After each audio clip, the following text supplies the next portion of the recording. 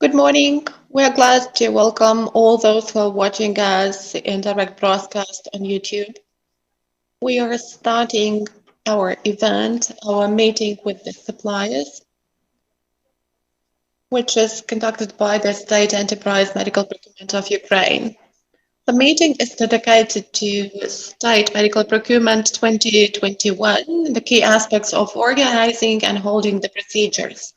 We are very much grateful to all those who have joined us today, and we have two broadcasts, live broadcasts, one in Ukrainian, the other one in English. So these are two different links, and we will be very happy to communicate with you via our comments, your chat. Please ask your questions which arise in the course of the presentations delivered by our speakers. And after we have all the presentations delivered, we will answer your questions. And we will be very grateful to you for efficient questions. First, I would like to give the floor for the introductory speech and their presentation to the General Director of the State Enterprise Medical Procurement of Ukraine, Arsen Zhumadilov. You're welcome. Dear participants, dear all those invited, all of you, unfortunately, we do realize that not depend either on us or on you. We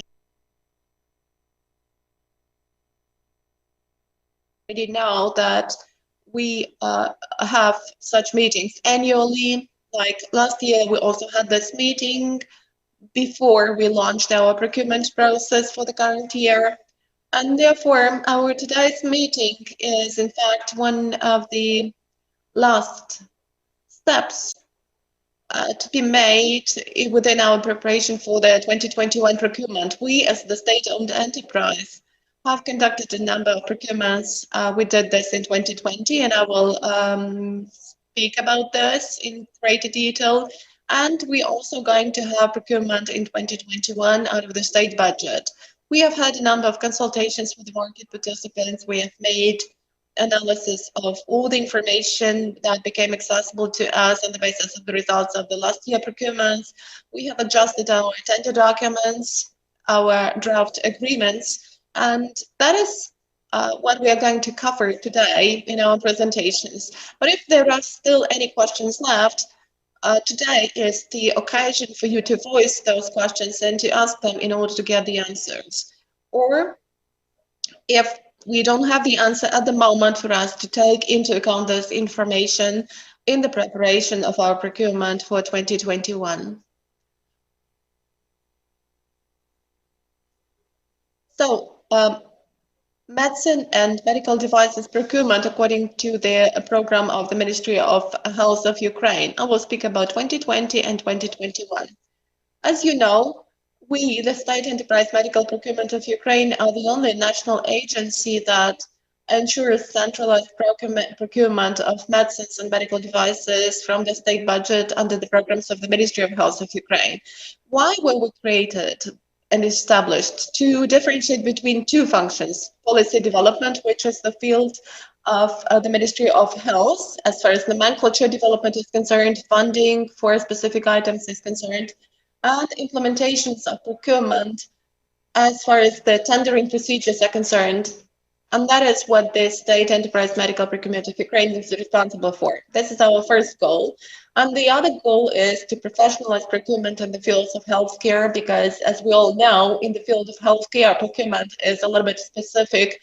And if we don't apply a professional approach, and if we do not build our expertise, normally that procurement would be of a substandard level.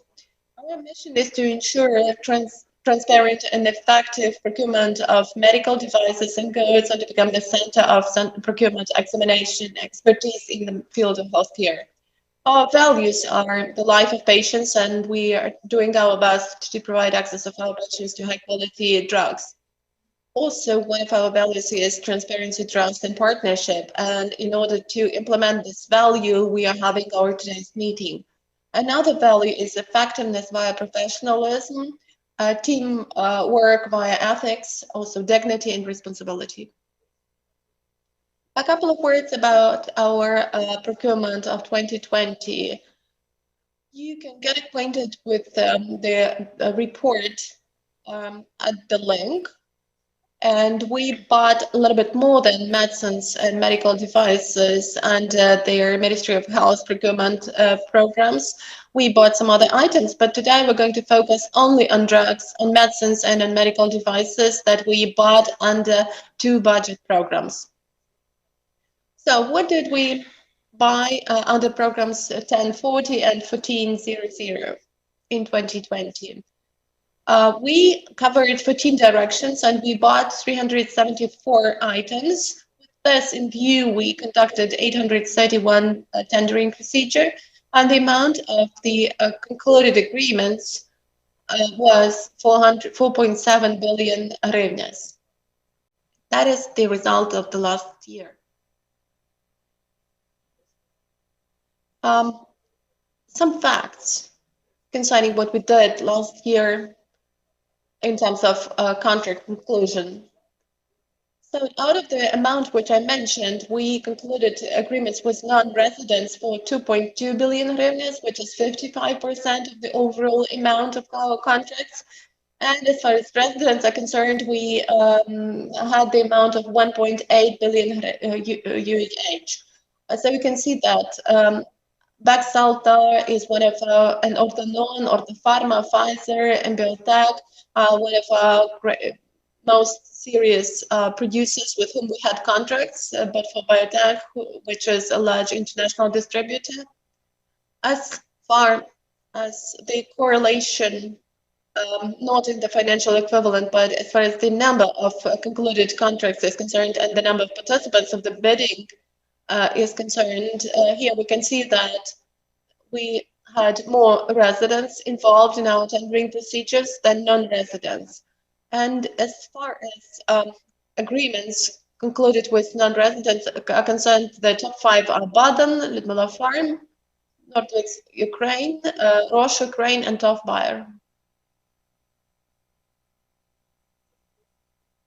As far as the correlation,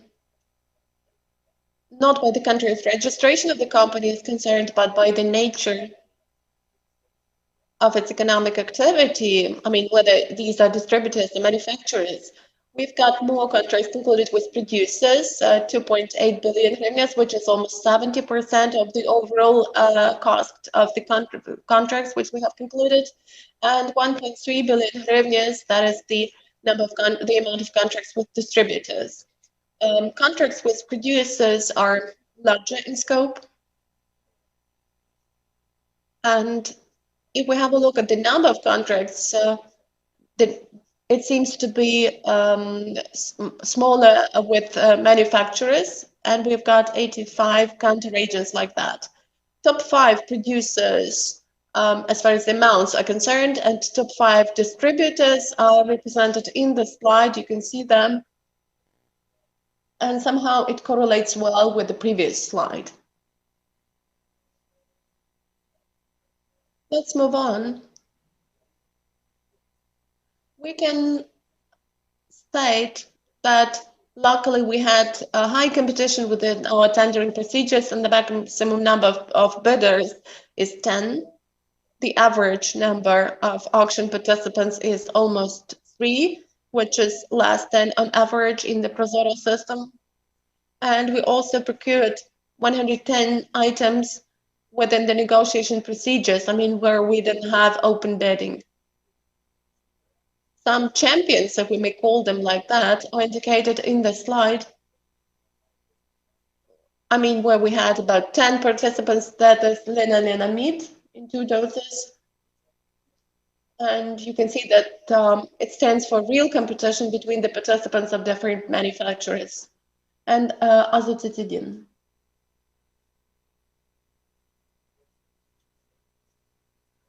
So what are we going to have in 2021? In 2021, we will have procurement under 19 directions. So we will add to what we had in 20. It's under order of the ministry number 32 and we will have to do procurement within 603 items, which are available in the nomenclature for procurement. We also already have the budget program passport, which was approved by the Ministry of Health and was approved by the Ministry of Finance of Ukraine and was brought to our notice. We partially have some numbers of items to be procured, which means that actually we can already tell what all the necessary data for procurement is. And the only thing we are now lacking within the regulation which regulates procurement under those programs is medical and technical requirements that need to be brought to our notice by the Ministry of Health under every item for us to launch the process of procurement. And we understand that the issue is going to be settled in the nearest future, and we expect that at least in the first part of April, we will be able to launch our procurement process. I would like to remind you about the process of our procurement, amendments to the legislation, and changes in our tendering procedures. I would like to remind you about one particular aspect of our activity. Well, I'm sorry, these are the directions within which we're going to make procurement this year. And you can see that all those directions which we had last year have also been preserved for this year. And for the current year, we have expanded this list of directions since they have been added some orphan directions and also some medicines to treat TB, and also some other nosologies which are indicated here in the slide, and you can get familiarized with this list both on our website and on the website of the ministry where the order has been placed, and also you can get acquainted with it in this presentation. The thing I started reminding you of is our anti-corruption policy. First of all, I would like to remind you that in our activity, we are compliant with the principle of zero tolerance to corruption. We have anti-corruption control at all the procurement stages, starting with qualifying and up to performance and closure of contracts with country agents. At our enterprise, there has been introduced the system of risk management within the procurement process, and these risks are monitored by us all the time, and the most considerable, significant of them are managed by us in order to reduce their likelihood of their appearance and their significance. We also have the ongoing compliance control of our business partners, and this year we are introducing a new mechanism for doing this. And this procedure, this mechanism will be covered in the presentations of my colleagues today. And I would like to urge you to, first of all, comply yourself with those rules, with this policy in your interaction with us. And also, if it happens so that any of those who introduce themselves as the employees of the state enterprise solicit you or actually incite you to some illegal actions, please do inform about that. There are all the necessary channels of communication for this in place. They are indicated on our website, and we're absolutely transparent and open. And I'm absolutely sure that on our part, there will be no actions like that, or if these actions are taken, the people who are guilty will be punished in line with the legislation. That's actually all I wanted to say on my part. We will have a chance to still communicate with you in the second part of this event during the Q&A session, and since I will be one of the participants of the Q&A session. Thank you. Thank you, Arsen, for your presentation. Thanks to everyone who is now joining our broadcast. I'd like to remind you that all the comments or questions that you are having regarding the presentations should be submitted in the comments section under this video. We will be answering them later after all the presentations. I would also like to remind you that we are having two versions of the broadcast, in Ukrainian and in English. And I would also like to thank our partner USAID Ukraine for helping us organize today's event. With this, I would like to give the floor to Daria Pakhomova, our Head of Public Procurement Department. Good afternoon, dear colleagues. I'm happy to welcome you at our annual event. Today, I would like to tell you about the key aspects of Procurement 2021. The main type of procurement we are using is open bidding. We are using open bidding procedures with the English language publication. It's the most common procedure that we are using. This procedure is the only one existing, but according to the procurement vocabulary that we are using, it's the only type of procedure that is employed by us. I would like to tell you about the main stages of procurement. The first stage is the announcement of the procurement, which includes submission of the proposal, the pricing and technical aspects. The submission ends with all the applications coming in and the participants of the auction being submitted to it. After that, the very auction or the tender starts and the winner is established. After the winner is established, we conclude the agreement, and after this stage, the fulfillment of the agreement starts. I will now focus on the main stages and deadlines. So the deadlines are the following: no later than the 30 days from the deadline of all proposals being submitted, we conduct the pre-qualifying stage.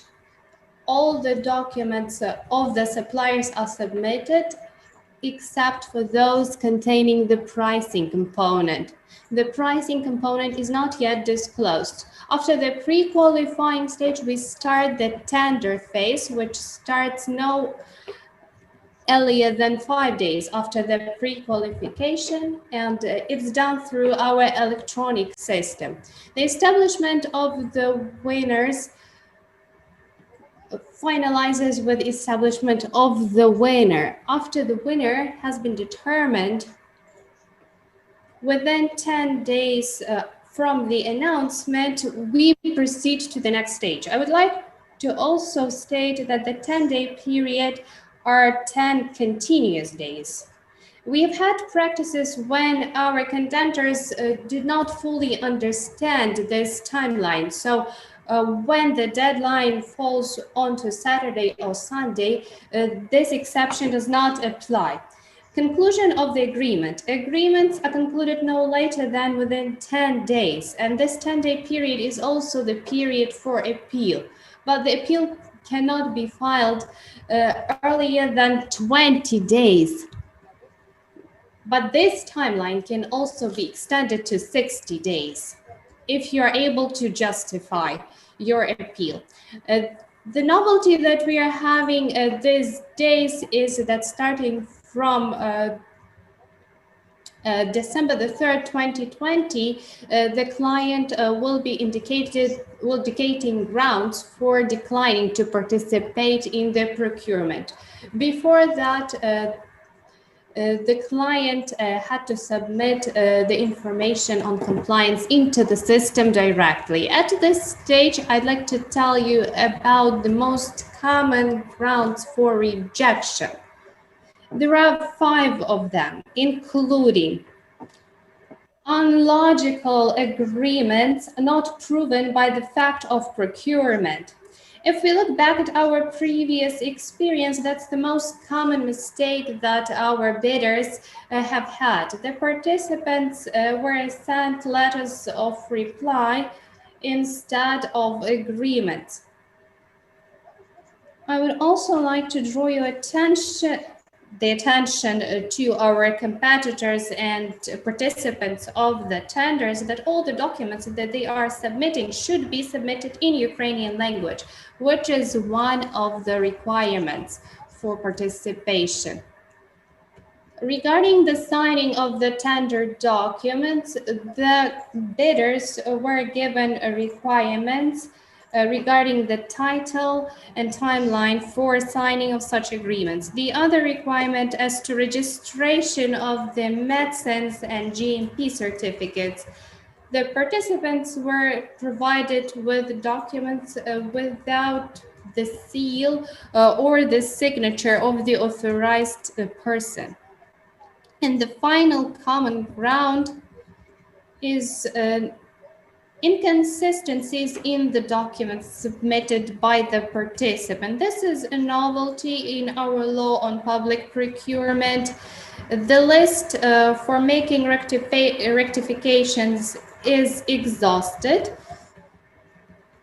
The timeline for rectifying your mistakes is no more than 24 hours. In view of all the mistakes that we have analyzed from our 2020 experience, we have introduced the main changes into tender documents. As far as confirming the documents on supplies, we have expanded the list of requirements. So now you need to submit the scan of copies or other document, the scan of the copy or delivery and acceptance certificate or other document which proves the supply of the document. And such document should contain a notice on acceptance or any other form of signature confirming the fact of supply. The other change introduced by us as far as confirmation of the right to sign the documents, the addition is the following: if the tender proposal is signed by an authorized person of a non-resident participant, then the authority of such person is confirmed by a power of attorney containing grounds for representing the interests of such a participant. In case there is no power of attorney, then you need to supply a letter explaining your authority to represent the ideas of this person. The other novelty concerns Part 2, Article 17 of the law. It concerns the information which confirms compliance of the participants with the procedures of the procurement. Now you need to submit this information in an electronic form via filling out the items of the electronic template. You need to take the relevant statements, those that apply to you. Updated tender documents 2020. As far as unregistered medicines included into the unregistered medicines list under INN, which can be delivered on the territory of Ukraine as part of procurement, conducted by a person authorized to conduct procurement in healthcare, according to the decree of the Cabinet of Ministers number 82 of February the 3rd, 2021. Additional information will be provided by my colleagues. Thank you, Daria. I would also like to say that all the presentations, all the materials in both languages, in English and in Ukrainian, will be circulated via email of those who have registered for today's event. And I would also ask you to check your spam bin, because sometimes the letters can be found in spam. So we will send you all the information, all the presentations. This is all public, and this broadcast will be recorded on YouTube, and you can come back to it a bit later to watch it. Now, I would like to give the floor to the Vice President of the State Enterprise State Procurement of Ukraine. Good afternoon. In my presentation, I will be speaking about the key provisions of the procurement agreements. I will be focusing on the main changes of such agreements introduced as recently. The first thing I would like to focus on are the challenges and problems, and that is the procedure of making payments as part of the document. I would like to say that the currency of the agreement is hryvnia. That is something everybody should understand. And the second aspect is that we have the option of after payment within 30 days from the date of conclusion of the agreement, and we have the option of upfront payment. On this slide, you can see the cycle which shows how long the payment procedure lasts. The first thing that we start is the registration of the financial liability at the Treasury of Ukraine. The registration takes place within 1 to 3 days. The Treasury can sometimes consider the information from this financial liability within 5 days. Upon registration of the payment, we have the acceptance of the payment documents, which takes place within 2 days. If the money is transferred to an account in Ukrainian hryvnias, then the procedure will be different than if it is transferred to the account in foreign currency. The first thing we need to do with foreign currency is submit a proposal, and then we have to go to the bank of the state enterprise. After the end of the financial monitoring, we go to the open bidding to buy foreign currency. And when foreign currency is bought, it is transferred directly to the account. And in this respect, I would like to focus on some positive aspects, because sometimes our competitors opened accounts in hryvnias, and thus the procedure of making payments was simplified. In addition, I'd like to draw your attention to the fact that the work of the Treasury and purchase of foreign currency follows internal regulations of the Treasury and of the National Bank. So the end dates would be the 28th of December. So by the 28th of December, all the payments should be done.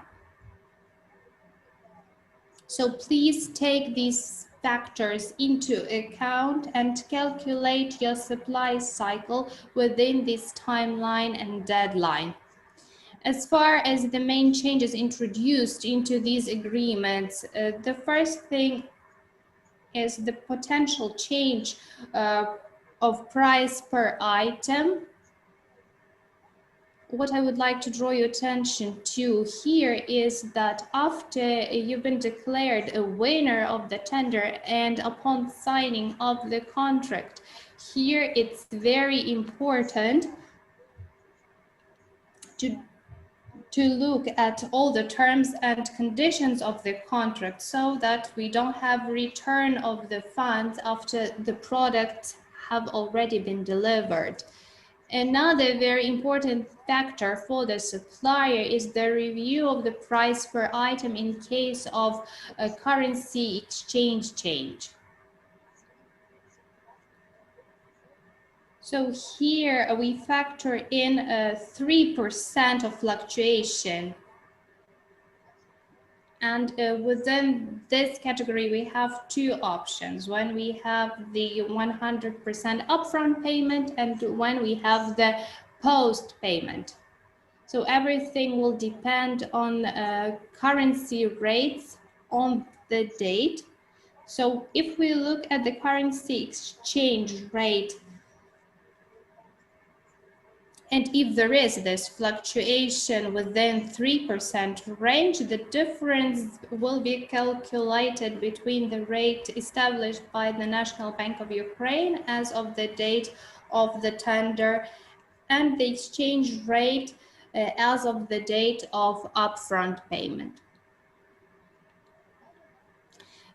Then we also updated the form of currency transfer. This is in fact a proportional change without any indexation.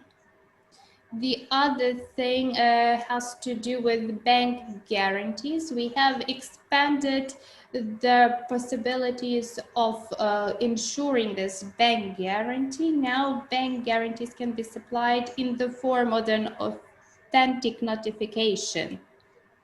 In any case, be it a paper bank guarantee or a bank guarantee is supplied via the SWIFT system, it should comply with the requirements of Appendix 4 to the agreement.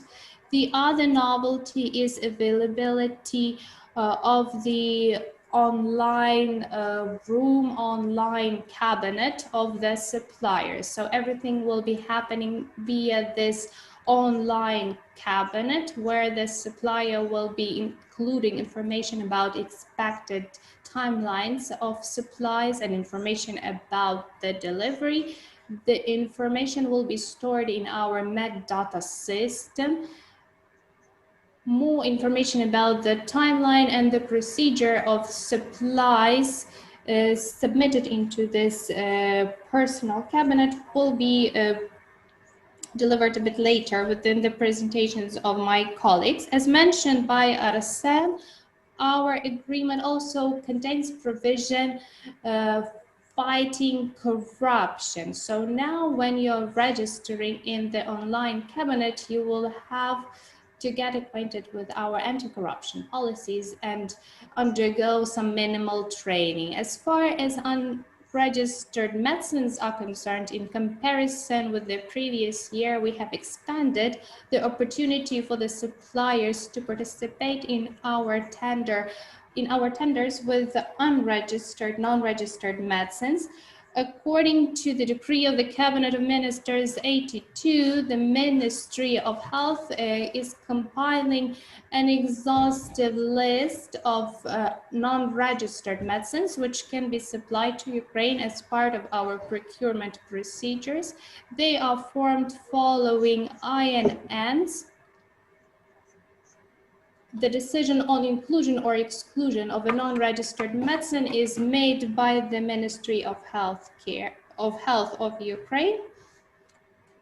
And within 10 days from the review procedure, the Ministry of Health submits information to the Cabinet of Ministers for the approval of this list. So which medicines will be included into the list? So these will include medicines used in one of the following countries: the United States, Canada, Switzerland, Japan, Australia, or used under central procurement procedures in the European Union, or medicines absent in Ukraine where there is no alternative, or those medicines the need for which is limited. So this medicine is foreseen for a small patient group. One of the reasons for non-inclusion of such medicine into the list is its absence in the registry of the Ministry of Health. The list of non-registered medicines will include only those items which the Ministry of Health has previously included into the list foreseen by the central procurement procedure. That's all from me. Thank you. I will be waiting for your questions.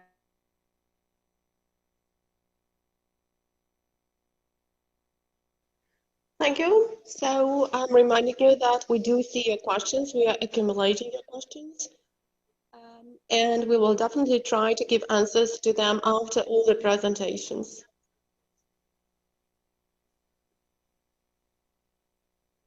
I'm encouraging you to give questions because definitely we do have questions. We can already see it. And we hope that you are interested in all the specific features of procurement. So please ask your questions for us to be able to give answers. And now I'd like to give the floor to Oleksandr Ponomarov, who is the head of the Department of Logistics.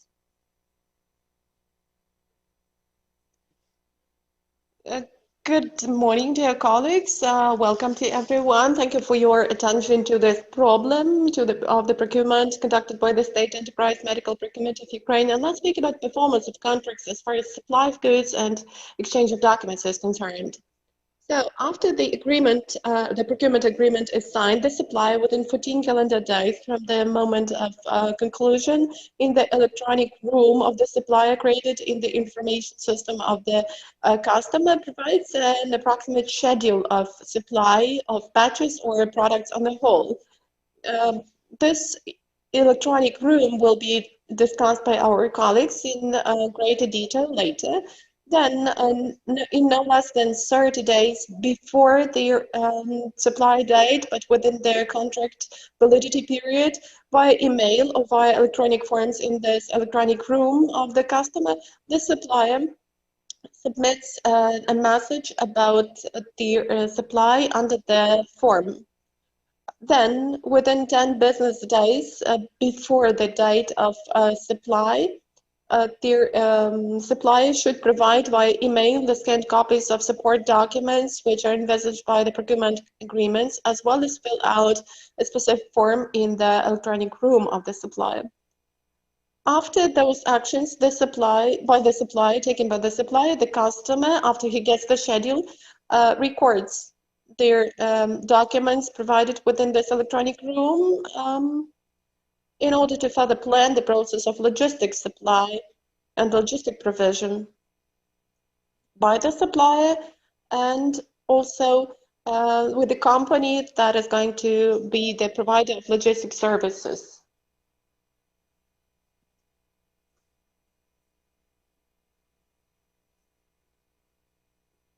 Within 2 business days after the message arrives, their customer confirms his readiness to get the supply or gives his comments. Please pay attention to the fact that if the customer does not confirm the readiness, the supplier shall not be entitled to deliver the goods.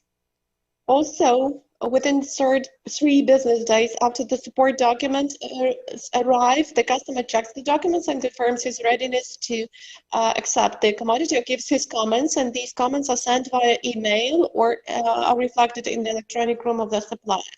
Please pay attention to the fact that in case their customer provides comments on the documents on the data provided by the supplier shall not be entitled to send the products, and the delay in their period will be considered to be delay for the fault of the supplier.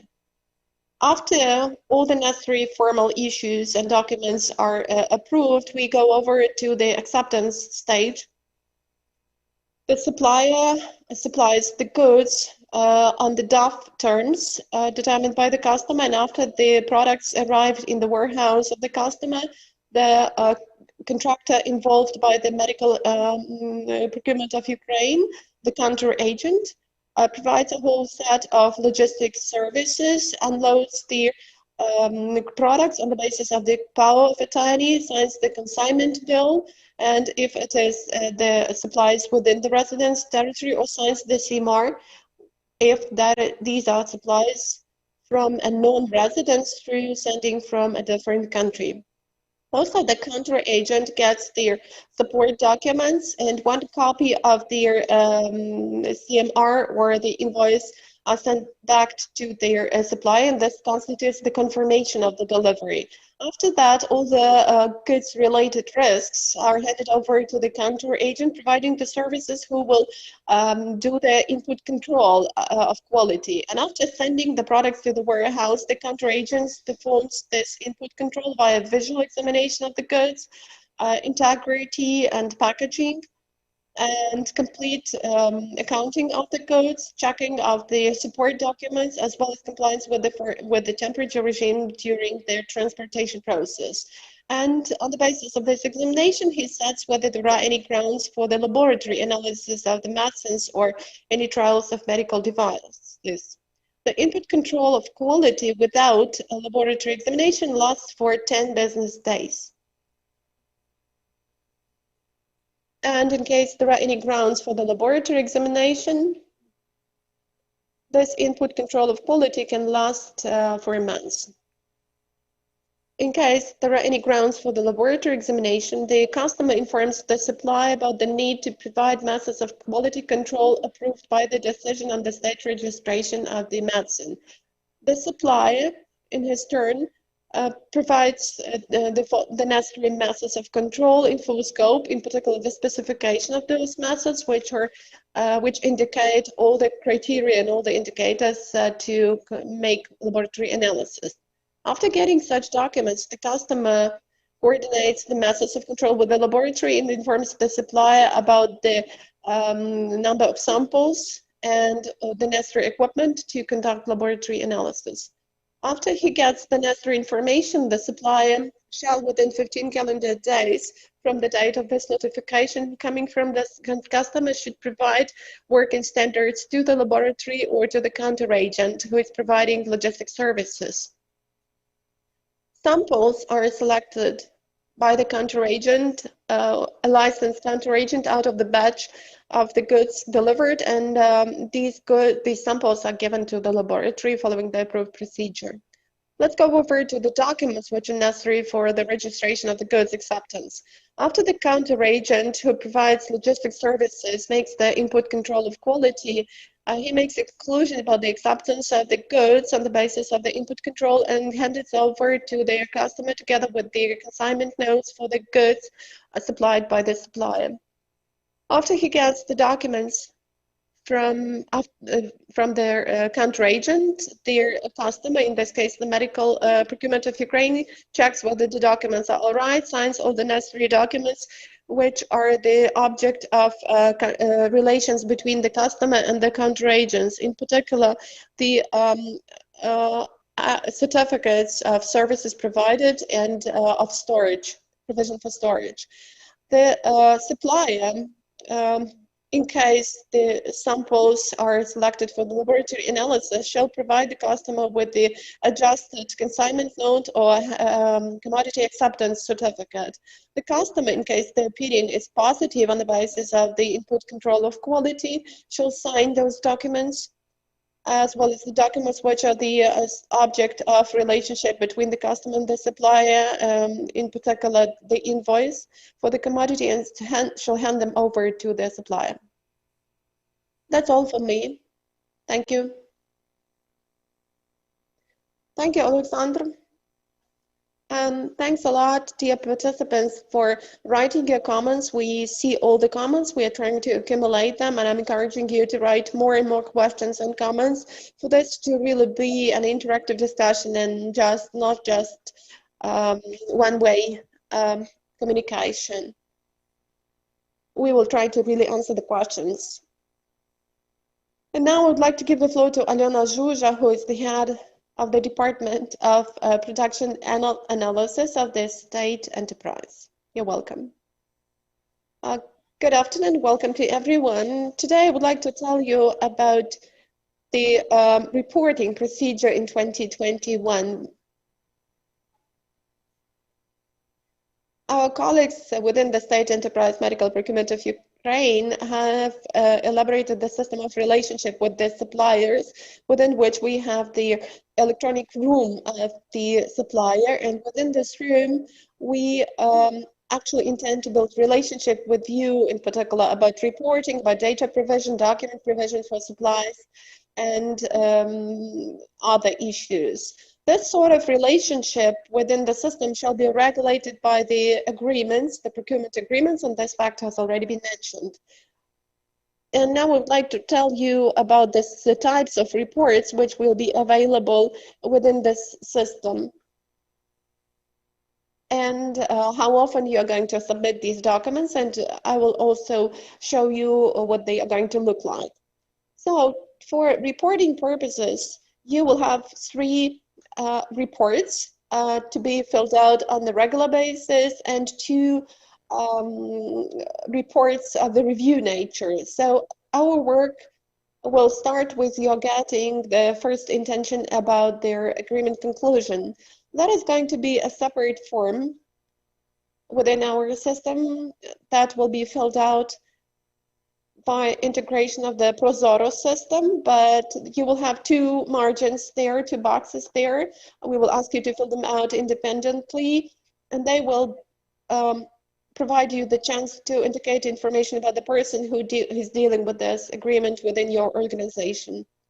Then, after the agreement is signed, the data about those agreements is going to be filed within those within the system, and that is going to be the automatic process. And again, Daria will have three forms against every item on which we have concluded an agreement concerning supplies.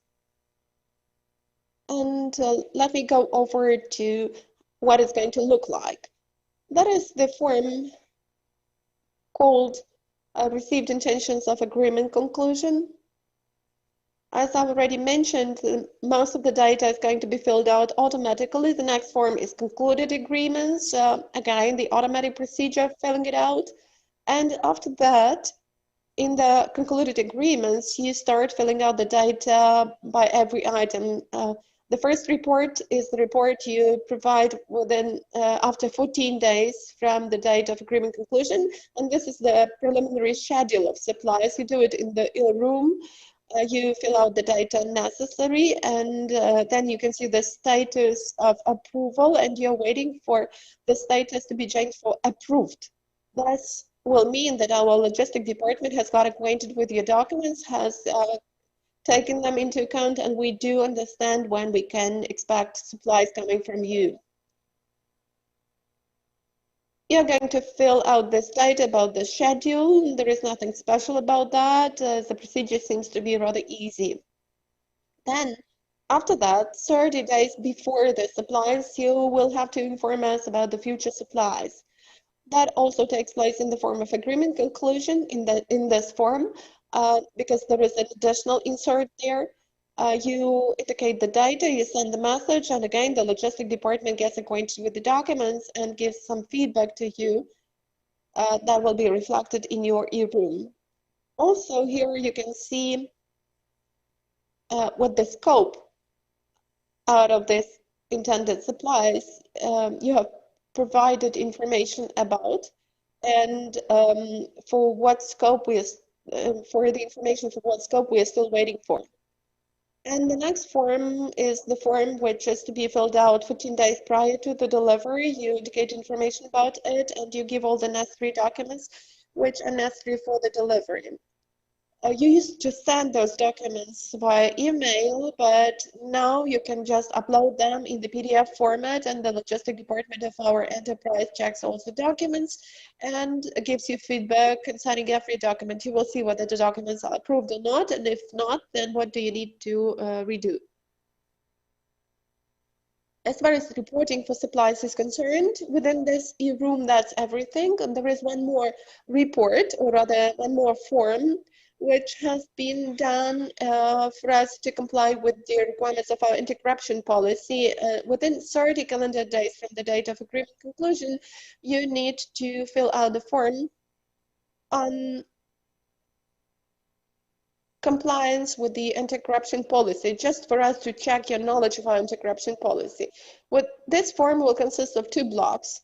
The first block will be about the person who fills out the form, and the other block will consist of 10 test items you need to give answers to. In your e-room, you will see our anti-corruption program and the Code of Professional Ethics and Business Conduct.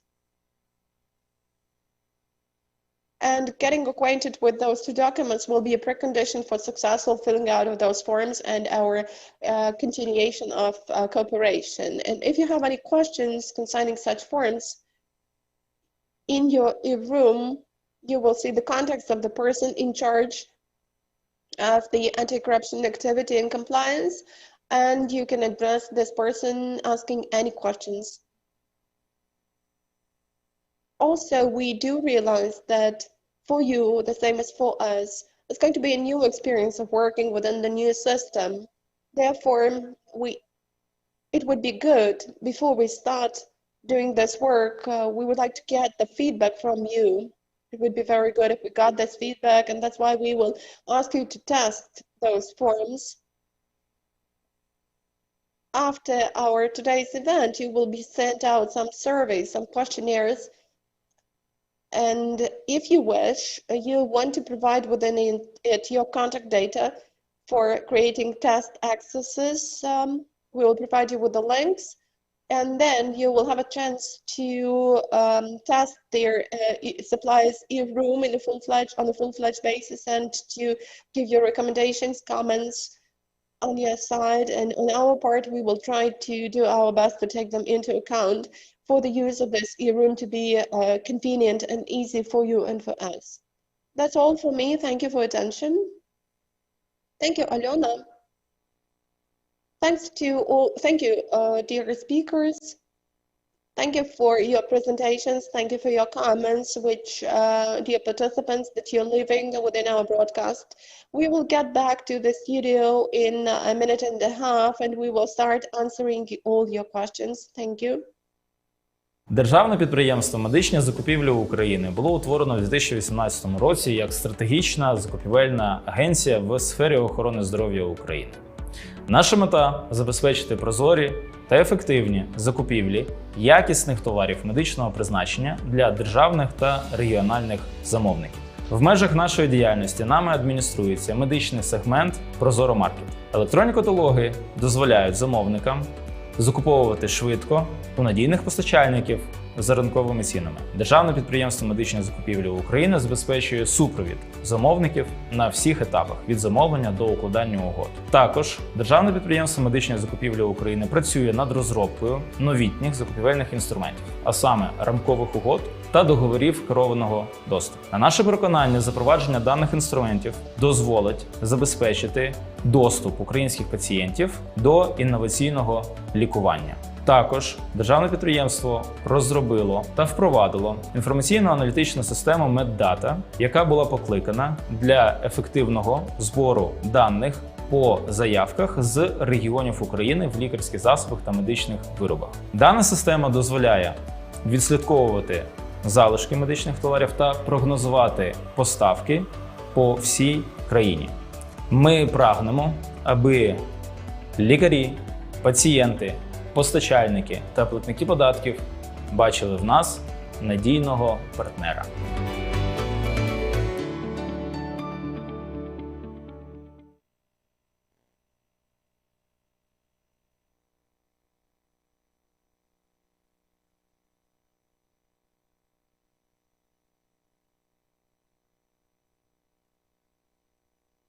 So we are starting our Q&A session. Good afternoon. So the first question, with the change of price, with exchange rate fluctuation, is there a possibility not to change the scope of the supply, but to increase the total sum of agreement for this supply? Arsen will be answering this question. So our current legislation, the law of Ukraine on public procurement, foresees this right of the client.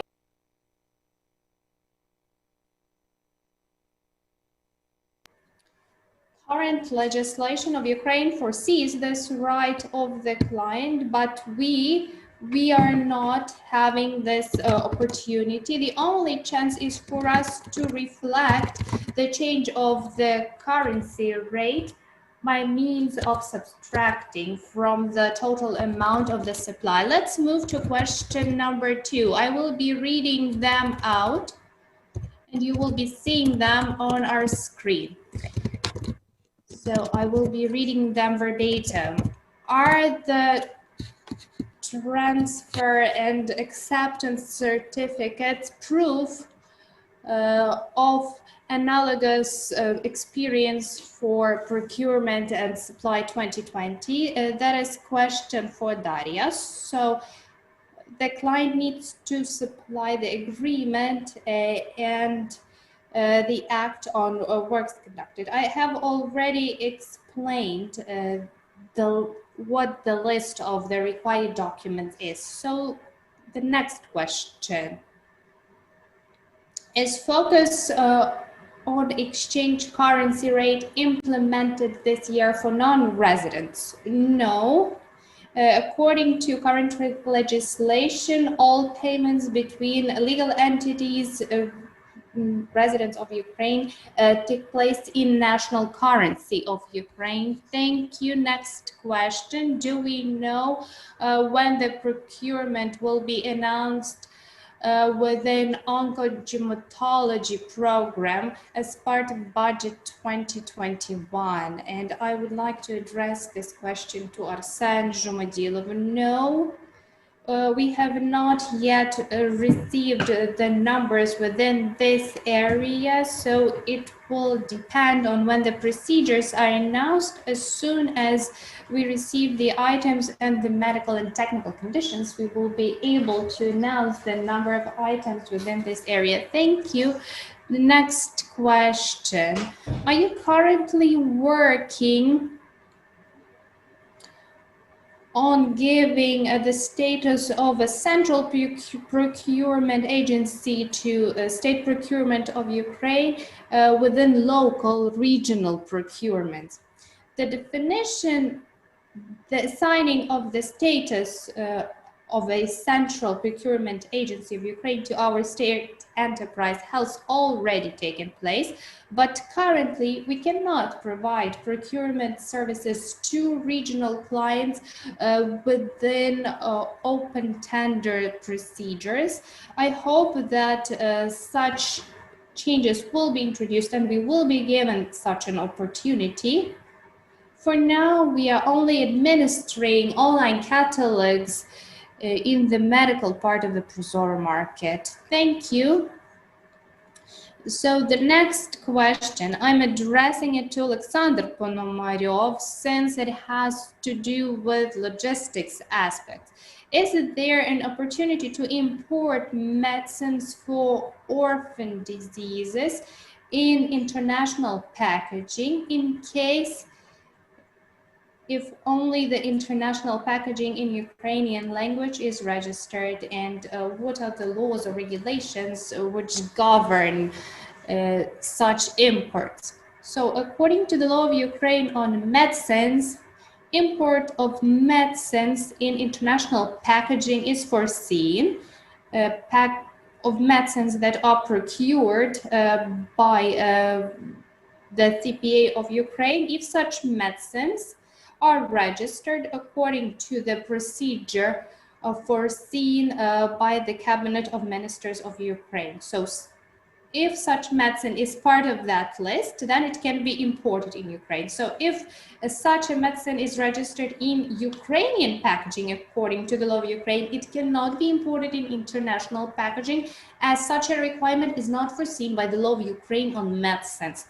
So in case of imports in such packaging, you need to do registration or introduce changes to registration dossier regarding additional packaging. So this is foreseen by decrees of the Ministry of Health of Ukraine and also the requirements of the law of Ukraine on medicines. Thank you. We have another question. This year, during signing of the agreement, will we be able to choose the type of payment? So this is a question for Arsen again. The right to choose the type of payment is not foreseen, but the supplier has the right to initiate a review of the type of payment, mode of payment, by submitting a justified statement, so we can review the mode of payment. For instance, we can change it to upfront payment in case or post payment if the supplier submits a bank guarantee, for instance. Let's move to the next question. This one is for Oleksandr. Can you please tell us, is it possible to supply products to the address of the CPA according to CAP conditions? Thank you for the question. According to the procurement agreement's conditions, it is established that the place of delivery should be the warehouse determined by the client. So that's the only condition for the delivery. Thank you. The next question. Will the agreement clearly state that the payment to non-resident is made in foreign currency, dollar or euro? That's a question for Arsen. Yes, the agreement foresees this provision, and you will have an opportunity to see our template agreements, which will be placed on our website today. Thank you. Thank you. I have a couple of questions coming that will be addressed to Arsen. So will the price both in hryvnia and in foreign currency per item be included so that we don't have any problems with documents faced by a non-resident? Here, the problems may arise if you indicate both prices. So it should not be done in this way. As far as the modes of payment are concerned, the equivalent in foreign currency will be indicated. As far as the price per item, it will not be made both in national and foreign currency. Thank you. Next question. Are the supplies made to the address of the CPA VAT-free? Yes, they are VAT-free according to the changes to the tax code of Ukraine introduced in March 2020. So all the supplies happening under procurement agreements with the CPA, they are exempt from VAT. Thank you. Next question. The question is for Oleksandr Ponomarov. Is it possible to supply products in non-registered packaging without Ukrainian language? According to the requirements of current legislation, if medicine is registered, then the labeling on the packaging, the graphic design of the packaging is registered, and it is submitted together with the materials of the registration dossier. So before the supplies, you should take care about registration of the packaging so that it complies with the requirements of the law, so that such a supply is also legitimate. Thank you. Next question. Last year we had cases when the tender did not take place because of low expected price. So how was the pricing formed, and so how was the expected price of the proposal formed, and is it possible to have lower expected value this year? Is it included? So to answer your question, the expected value, the expected price was formed based on the experience of the previous years, and also monitoring of the market conducted by Prozoro. In such case, the CPA was determining the expected value, the expected price. Thank you. We have a comment, and we can see that this is a comment coming from our partner, that we have an agreement concluded. We concluded an agreement with them in 2020. So I'm now quoting the question. We signed the agreement with the CPA on December the 21st, 2020. We received upfront payment. The term of delivery was 20 days. We received confirmation of the order on the 2nd of February, but the CPA is not replying regarding the change of the timeline. So Oleksandr is answering this question. So during the term established by our law, the supplier submits a booklet regarding the size of the delivery. After that, this information is addressed to healthcare group of the Ministry of Health for approval. This is what this client has done, but the Ministry of Health has replied to the client 3 times because they changed their opinion 3 times. And for the client to change the time of the delivery, they need to address us, and we have not yet received any statements from them. We have another question. When can we get acquainted with the final version of the agreement in full? Arsen has already answered this question, so the final version of the document will be put up on the website today, both in Ukrainian and in English. The next question, are you planning changes to the supply agreement template? That's a question for Arsen. As I have already mentioned today, the formula has changed in the agreement. It's become more relevant for all the different situations that the supplier can find themselves in. So we have introduced changes to the formula, pay attention to that. We have already discussed it today, so you will be able to get acquainted with the new formula on the website. Again, thank you. The next question is again for Arsen. How are you planning to minimize the risks connected to exchange rate changes in work with non-residents?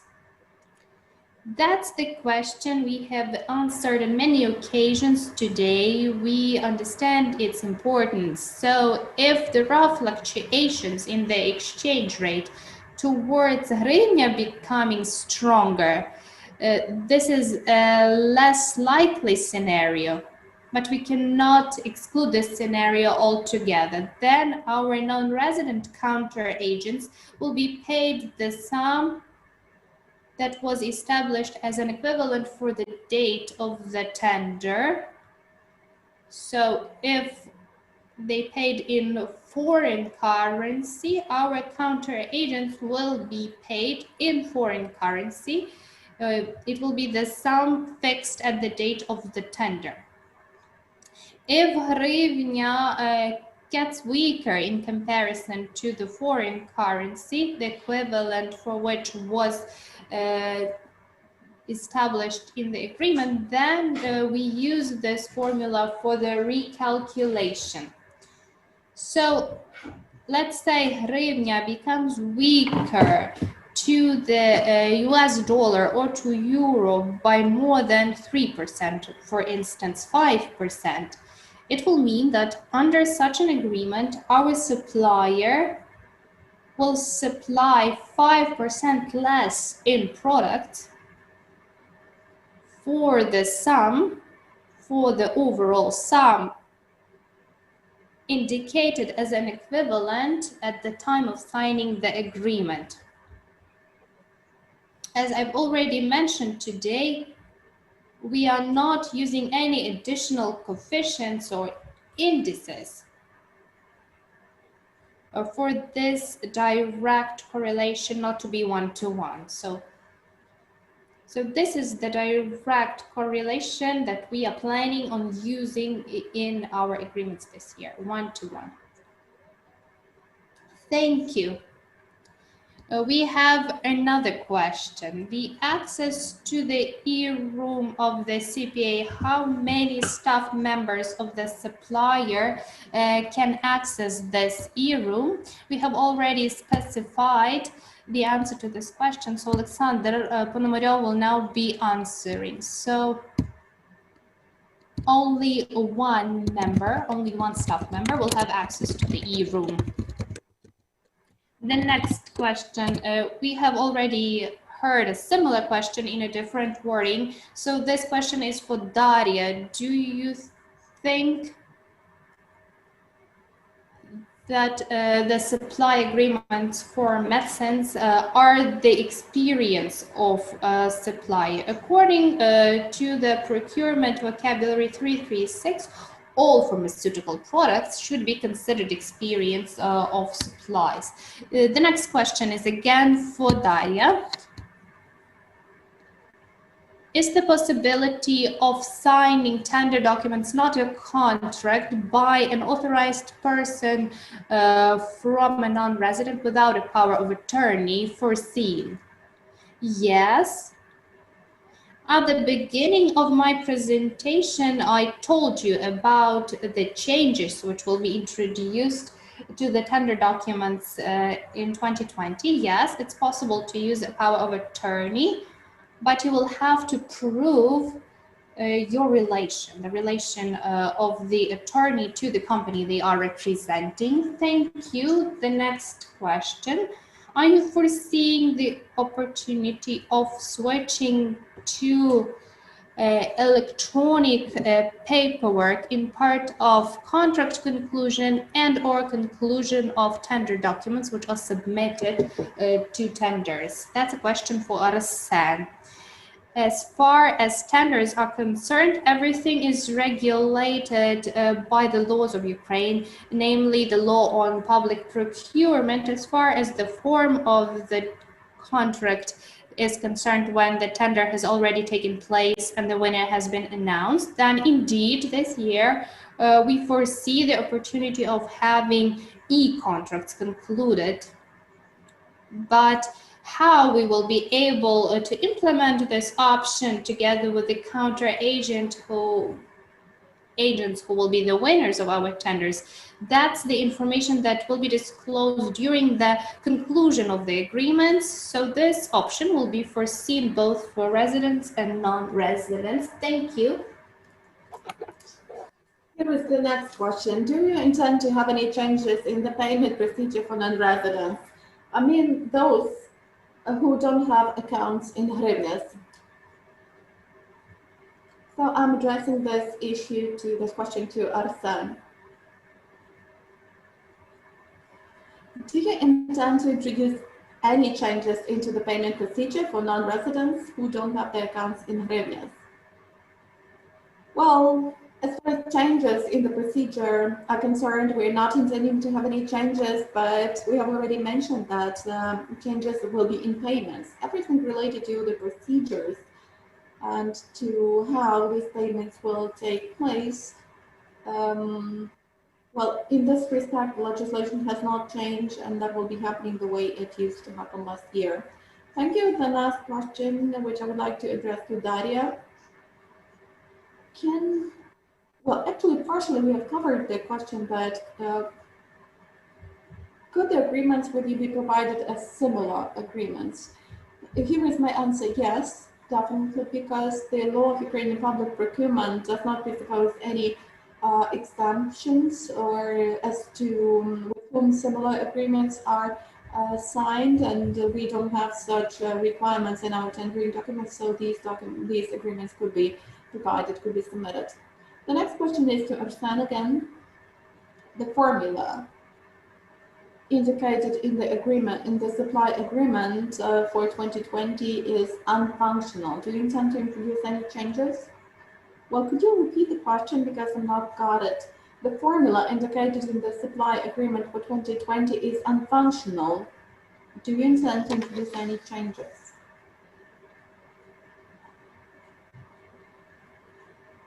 Well, I understand what your concern is about. I would say that the formula is not unfunctional, but really this formula needs to be additionally elaborated.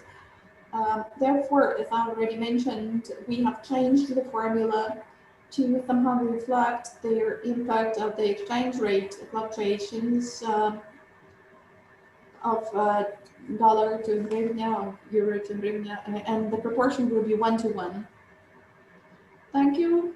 The next question would be addressed to Daria. Will there be any opportunity for signing tender bids with your digital signature? Yes, you do have an opportunity like this. If we speak about residents, they have this chance to sign with their digital signature, but there is no specific requirement as such in the tender bids. in the tender documents. Also, we realized that for technical reasons, non-residents don't have the chance to get their electronic signatures. So if you want to sign with the electronic key, you can do this.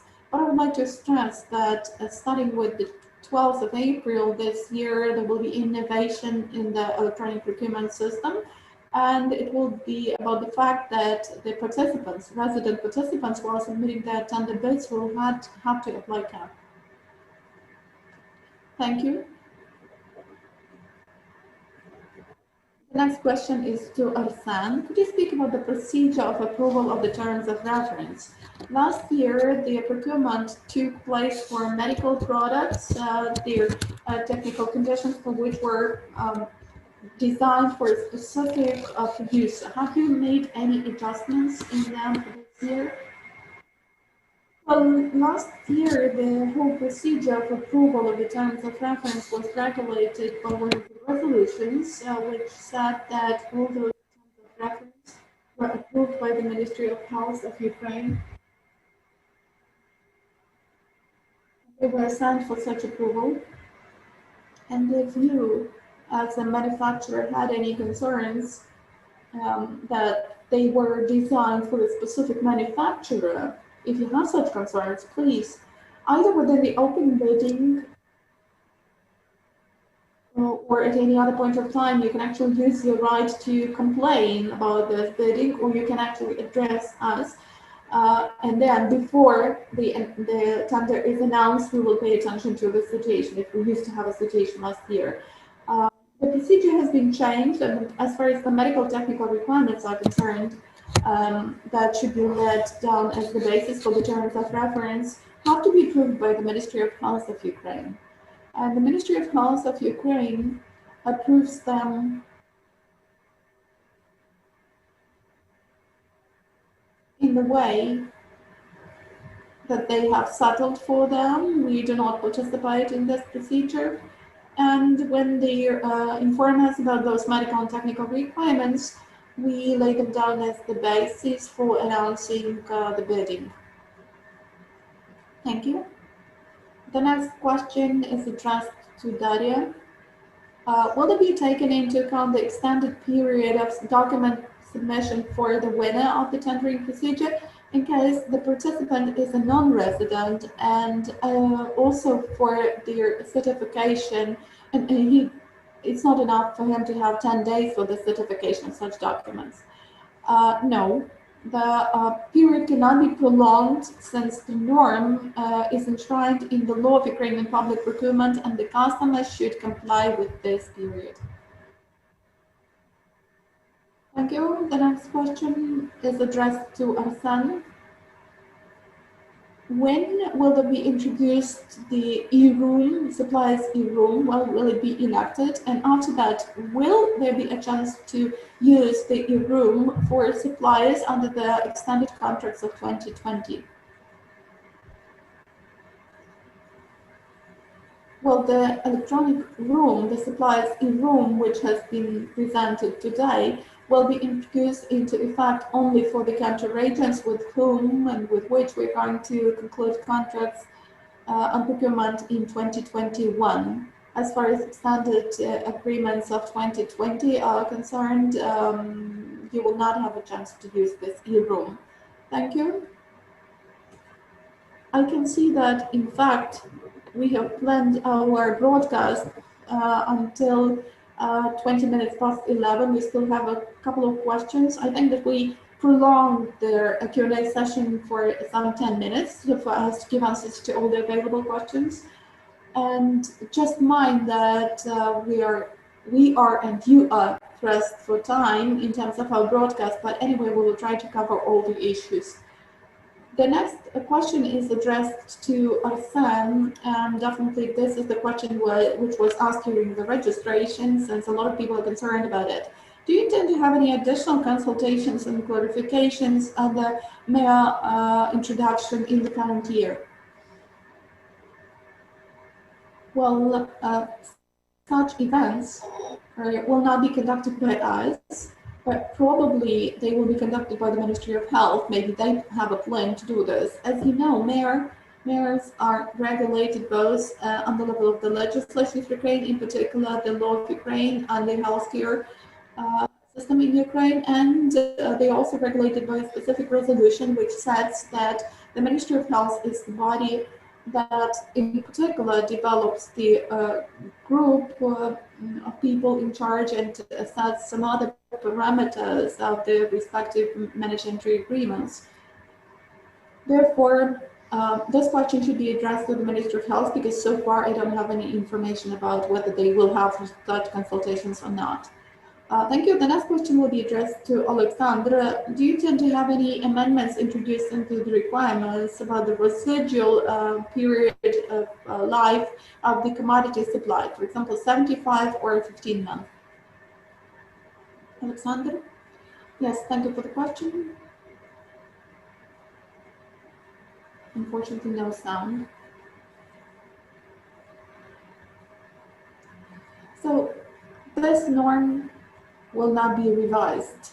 As far as medicines are concerned, their shelf life of medicine should be at least 75%, but the direct norm about medicines sets it that under a specific decision of the ministry, it can be allowed to import the medicine with a shorter shelf life. And due to this, if a supplier has the need to supply a medicine with a shorter period of shelf life, he will send a grounded explanation to the State Enterprise Medical Procurement of Ukraine, and the State Enterprise addresses the ministry. And if it gets the positive opinion, positive decision, then the decision is passed that it may be allowed.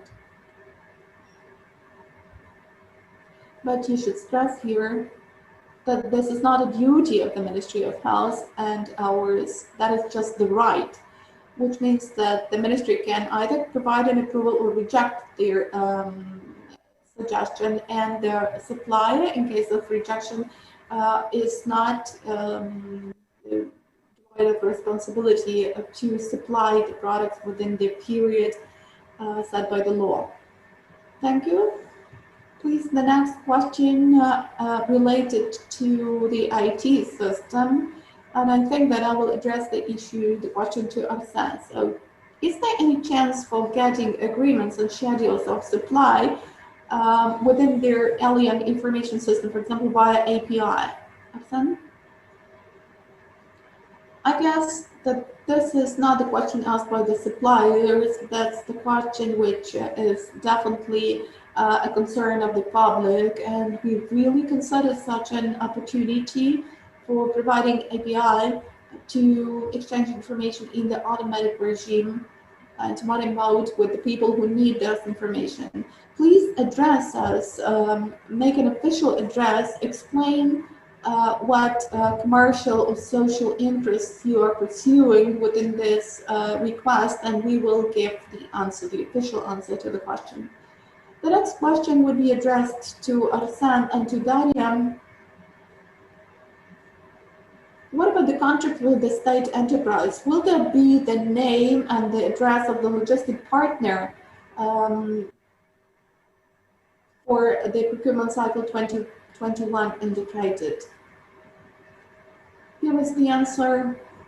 The same as in 2020, their terms of tender documents and agreement will prescribe that their delivery will be sent to their warehouse of the customer, but currently we don't know what counteragents we will have, since we will need to have a tender for the procurement of a set of logistic services. That's why currently this information is not available. Thank you. The next question is related to the registration in Metadata, also the supplies e-room. These are the questions we have already discussed, but the question is as follows.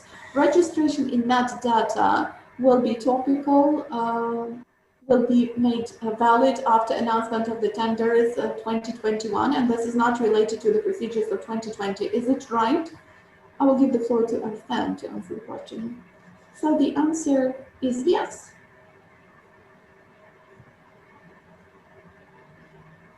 This means that registration metadata is related only to the procedures of 2021. So after the first intention about the agreement conclusion is arrives, there will be an automatic message coming about the Prozoro system. So it's not related to 2020. The next question, can an Indian manufacturer directly participate in the bidding procedure, or is it necessary for somebody else to act on his behalf? I mean, the distributing company. Alexander?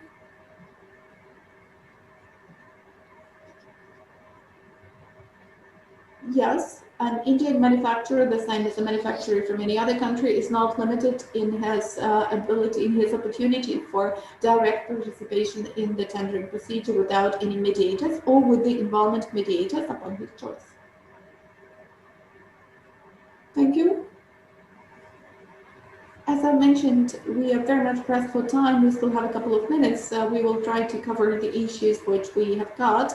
And as far as the other questions are concerned, we will definitely provide the answer either in writing or in the form of separate publications on our website. Or if you leave your email addresses, we will write additional answers to you for all the questions to be covered. The next question will be addressed to Oleksandr. And the question is, under Order 426, as far as the medicines in the international packaging are concerned, there should be an additional label in the Ukrainian and the instruction for use in the Ukrainian language. How could a medicine produced in the EU be imported in Ukraine with the packaging and instruction for use in the English language?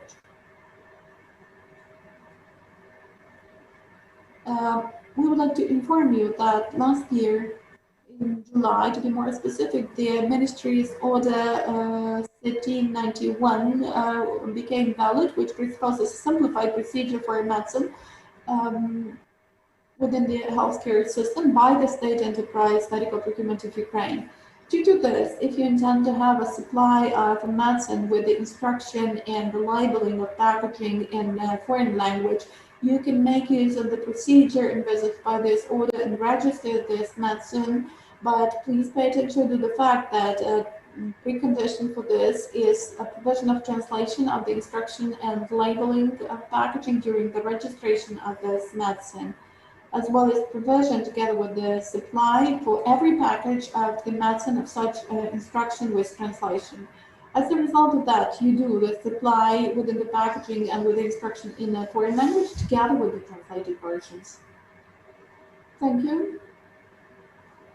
So far, we're just taking the questions which we have both under the Ukrainian and English broadcast, and the fact that there are questions asked in English is, well, these questions are translated into Ukrainian, and we are also answering these questions. So here is one of the questions which was actually delivered to the English broadcast, and I address it to Alexander. So if a supplier faces a problem with supplies because of the destroyed supply chain due to some blockages, related to the COVID pandemic, and there is some postponement, some delay in their deliveries since other suppliers cannot perform their functions. So can you then make a request for the contract prolonging? The question is addressed to Alexander. Thank you for the question. We would like to inform you that extension of the contract validity and the term of supply could be considered by the state enterprise Medical Procurement of Ukraine in case there is a grounded explanation of reasons, and if you add the documentary confirmations for such extension, for such delay. The supplier should address the customer with a request to extend the contract, to provide the explanations, and after that the customer considers this data, this request, and passes a well-grounded informed decision as to whether it's possible or impossible to extend the supply term. Thank you. Now I would like to ask one question which I have skipped. Please don't show this question as yet, because this question used to be what was actually asked before. So the question is to Arsen, and here is the question. Is it it possible for one supplier producer to conclude one contract, one agreement while participating in the procurement of different lots in order to reduce their circulation and their turnover and the contract signing terms? Arsen? Yeah, can you hear me? So for every procurement procedure taking place within the Prozoro system, we have separate agreements, which means that we make an additional agreement on every specific procedure. Thank you. The next question, which would also be addressed to Arsen. I'm reading in Russian, in the language of the original question. Who is entitled to get access to current stocks of medical products within their MedData system?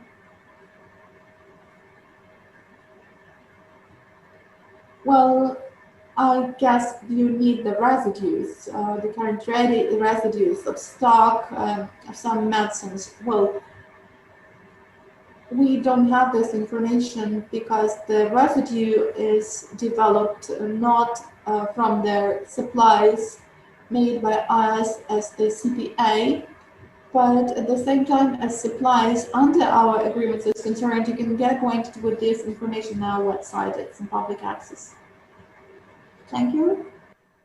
The next question, we just have several questions more, and I think that we will stop the broadcast after we get answers to the questions.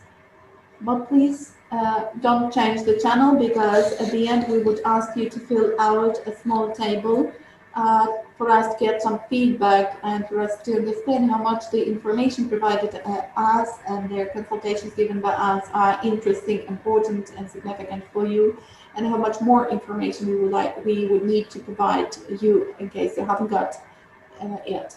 So the next question would be addressed to Arsen. Please, could you tell us what is the final date of registration of an unregistered medicine in Ukraine as of the moment of agreement conclusion, or as of the moment of supply?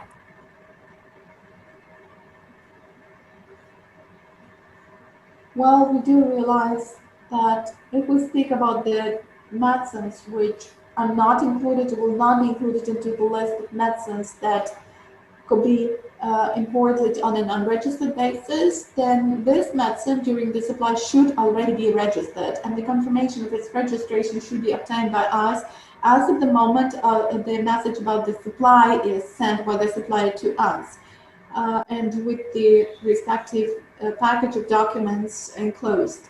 And these documents should include the valid registration certificate. Thank you. The next question. What could be the requirements set to the antiretroviral therapy for 2021? And I guess that I will address the question to Arsen. Well, the requirements to the LD therapy will be set in the respective medical and technical requirements, which I've already mentioned, and they are developed by the ministry in line with the applicable legislation. We have some issues which are now under discussion, and as far as I know, there is no final decision yet on them. But at the moment these requirements are brought to our notice, we will definitely inform the public about this, because this is the information which is important for the society, for the public. And these requirements will also be taken into account by us in the preparation of our procurement procedures. I will address my next question to Arsen. Is it possible to get a bank guarantee by any partner bank of the supply with no need to include the requisites of this bank into the agreement? Arsen? No, the bank details of the bank which will provide the bank guarantee for us to get the prepayment should be indicated by the country agent in the agreement. Thank you. The next question, not to Arsen, but to Oleksandr. And it's the following question. Do you intend to introduce any amendments into the requirements as to the shelf life of the commodity? I mean, extended requirement, no less than 70% or no less than 20 months, I guess, which is sensitive for goods with the overall shelf life of 36 months and more. Alexander?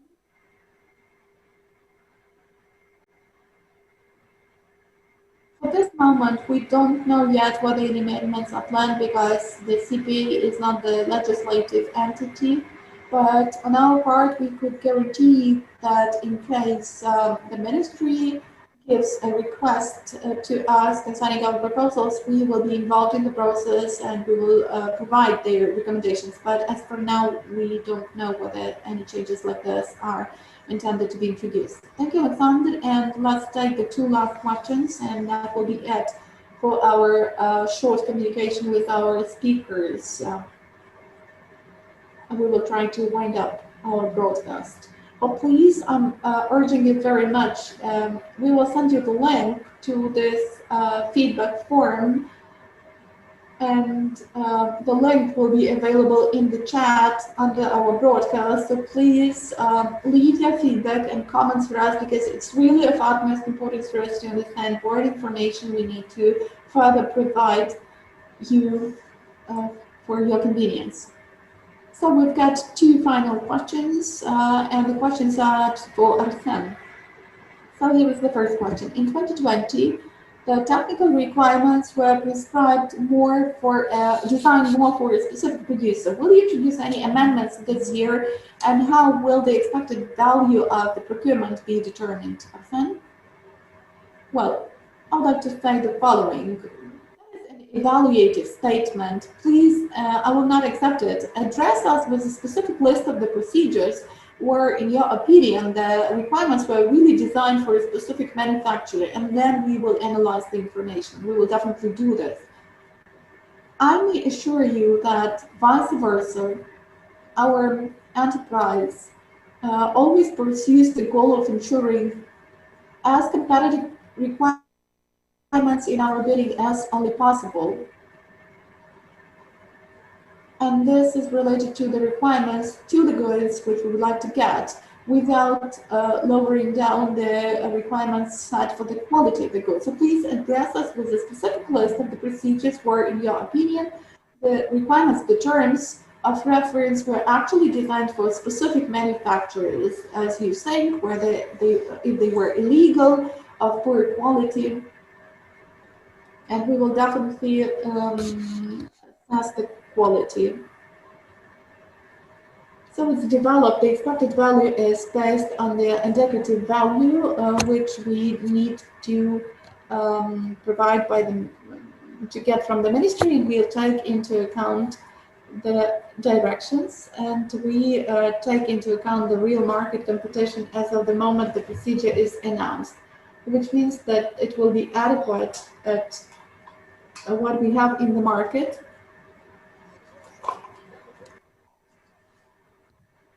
And at the same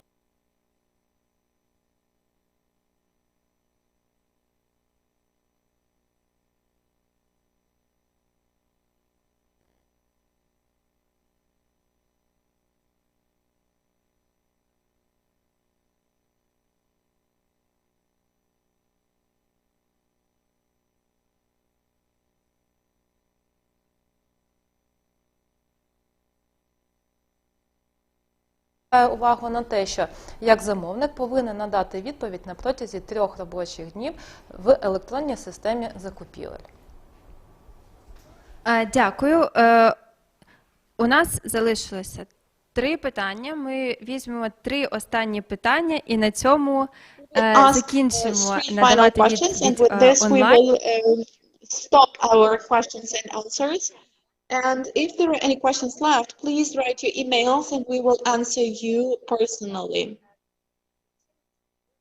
So the 3 last questions, the 3 final questions. One question will be addressed to Arsen. The medical technical requirements for every INN will be available for familiarization after they are approved by the Ministry of Health. Well, in fact, the approval of this or that decision should be made by the order of the Ministry of Health. And all the orders of the ministry need to be published on the site of the department of the agency. And I guess that in theory, you can get acquainted with them on the website of the ministry. But if we speak about the stage at which you can get acquainted with them within our procedures, I would say that you will be acquainted with them the moment they are announced, with due account of the medical and technical requirements that will be brought to our notice. I would also like to mention that we speak here about the legislation valid as for the moment, but if any amendments are made in the legislation as far as approval of medical and technical requirements or terms of references are concerned, no matter what we call them, we will act in line with their amended legislation, which would be applicable as of the moment. And there is a high likelihood that the profile resolution will be changed and the respective amendments will become valid in the nearest future. If it happens so, then this algorithm would be changed a little bit. Now I would like to ask one more question. This is the question for Oleksandr, but I would also ask other speakers to comment because it's a comprehensive issue. Since in the process of output supply, the supplier is involved and the CPA is involved. So what about approval of the documents and what about their notice and compliance with their shelf life? So these are the duties of the supplier. So do you intend in the future to improve the feedback from the CPA in order to provide this item of the agreement?